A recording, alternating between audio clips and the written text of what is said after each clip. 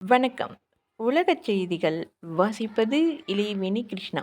பெலாரஸில் அதிபர் தேர்தல் 7வது முறையாக அதிபராகும் லூகாசென்கோ. பெலாரஸ் நாட்டின் அதிபர் தேர்தல் இந்த வாரத்தின் இறுதியில் நடைபெறவுள்ளதாக தெரிவிக்கப்பட்டுள்ளது. பெலாரஸ் நாட்டை கடந்த 1994ஆம் ஆண்டு முதல் சர்வதிகாரி அலெக்சாண்டர் லூகாசென்கோ ஆட்சி செய்து வருகிறார். ஐரோப்பாவின் கடைசி சர்வதிகாரி என்று வர்ணிக்கப்படும் இவர் இந்த முறையும் வெற்றி பெற்று 7வது முறையாக அதிபராவார் என்று எதிர்பார்க்கப்படுகிறது. கடந்த 2020ஆம் ஆண்டு நடைபெற்ற அதிபர் தேர்தலில் லூகாசென்கோ 80% வாக்குகளை பெற்று வெற்றியடைந்ததாக அறிவிக்கப்பட்டது.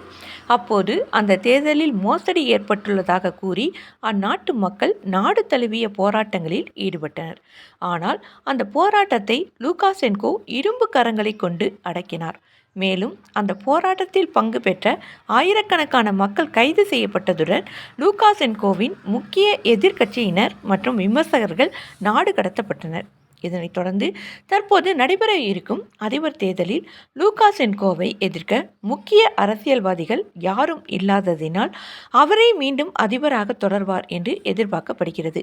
முன்னதாக கடந்த 2024ஆம் ஆண்டு ஆகஸ்டில் நடைபெறவிருந்த அதிபர் தேர்தலை மக்கள் போராட்டத்திற்கு பயந்து 2025 ஜனவரிக்கு லூகாசென்கோ தள்ளி வைத்தார். ஏனெனில் தற்போது அங்கு பனிக்காலம் துவங்கியுள்ளது. கடும் குளிரில் மக்களால் வீதிகளில் இறங்கி போராட்டம் நடத்த முடியாது என்பதனால் இந்த முடிவு எடுக்கப்பட்டது குறிப்பிடத்தக்கது. இருப்பினும் இந்த தேர்தலை பெலாரஸின் பெரும்பான்மையான மக்கள் புறக்கணிக்க உள்ளதாக கூறப்படுகிறது.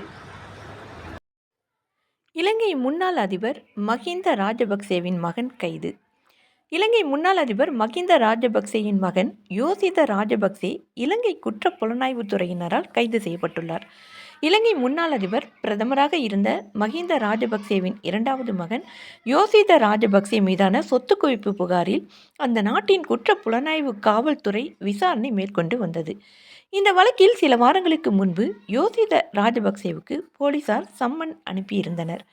இந்த நிலையில் விசாரணை முடிவடைந்த நிலையில் பண மோசடி சட்டத்தின் கீழ் தவறு செய்ததற்கான ஆதாரங்கள் உறுதியானதை அடுத்து யோசித ராஜபக்சே இன்று பெலியட்டா பகுதியில் சிஐடி காவல்துறையினரால் கைது செய்யப்பட்டுள்ளார். இலங்கை அரசின் தலைமை வழக்கறிஞரின் ஆலோசனைக்கு பிறகு யோசித ராஜபக்சே கைது செய்யப்பட்டுள்ளதாக காவல்துறை தகவல் தெரிவித்துள்ளது.